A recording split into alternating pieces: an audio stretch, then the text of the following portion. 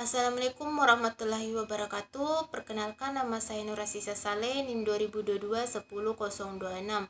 Hari ini saya akan menjelaskan penjelasan yang ditugaskan oleh Pak.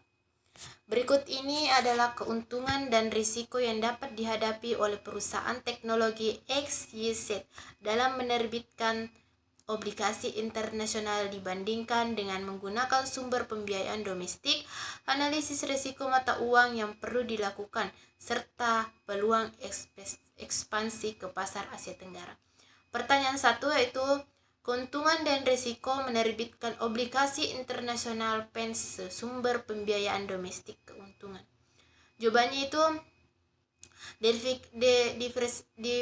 diversifikasi sumber pembiayaan. Dengan menerbitkan obligasi internasional, perusahaan dapat mengakses pasar modal yang lebih luas dan dapat meningkatkan diversifikasi sumber pendanaan dan mengurangi ketergantungan pada pasar domestik. Suku bunga dan kompetitif. Pasar internasional sering menawarkan suku bunga yang lebih kompetitif dibandingkan pasar domestik, terutama jika kondisi ekonomi dalam negeri sedang tidak stabil. Exposure global. Penerbitan obligasi internasional dapat meningkat profil global perusahaan dan memperkuat hubungan dengan investor internasional. Pengelolaan risiko mata uang. Dengan memilih mata uang yang berbeda untuk obligasi internasional, perusahaan dapat mengelola risiko mata uang sesuai dengan kebutuhan operasionalnya di berbagai negara. Risikonya yaitu risiko mata uang. Perubahan nilai tukar dapat meningkatkan biaya perluasan hutang jika mata uang domestik melemah terhadap mata uang obligasi. Risiko regulasi. Beroperasi di pasar modal internasional berarti perusahaan harus mematuhi berbagai peraturan dan persyaratan hukum yang mungkin berbeda dan lebih kompleks daripada di pasar domestik.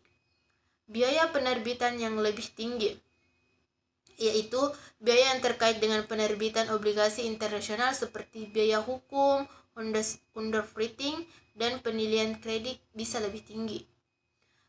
Ketidakpastian ekonomi global, itu fluktuasi ekonomi global dapat memengaruhi stabilitas keuangan perusahaan lebih signifikan dibandingkan jika hanya menggunakan sumber pembiayaan domestik. Pertanyaan kedua, analisis risiko mata uang dalam penerbitan obligasi internasional. Untuk melakukan analisis risiko mata uang, perusahaan perlu mempertimbangkan beberapa langkah berikut, yaitu penilaian exposure mata uang, mengidentifikasi jumlah exposure terhadap mata uang asing, termasuk pendapatan, biaya, dan utang dan mata uang asing menggunakan derivatif, menggunakan instrumen keuangan seperti forwards, contracts, options, dan swaps untuk melindungi diri dari fluktuasi nilai tukar yang merugikan.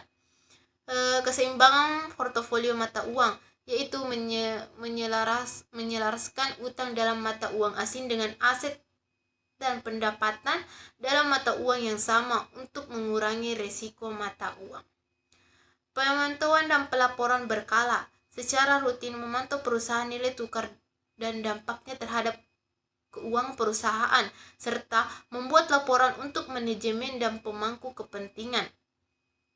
Strategi hedging, yaitu mengembangkan dan menerapkan strategi hedging yang tepat untuk memitigasi risiko nilai tukar. Pertanyaan ketiga, peluang ekspansi ke pasar Asia Tenggara. Peluang itu pertumbuhan ekonomi. Negara-negara di Asia Tenggara seperti Indonesia, Vietnam, dan Filipina menunjukkan pertumbuhan ekonomi yang cepat, menciptakan peluang bagi ekspansi bisnis. Populasi yang besar dan muda. Populasi yang besar dan mayoritas usia muda di kawasan ini menawarkan potensi pasar yang besar untuk produk dan layanan teknologi. Digitalisasi dan adopsi teknologi. Tingginya adopsi teknologi dan perkembangan infrastruktur digital membuka peluang besar bagi perusahaan teknologi. Inisiatif pemerintah. Banyak negara di Asia Tenggara memiliki inisiatif pemerintah untuk mendukung perkembangan teknologi dan investasi asing. Tantangannya itu regulasi yang berbeda-beda. Perbedaan peraturan dan kebijakan antar negara dapat menjadi tantangan dalam menavigasi pasar di Asia Tenggara.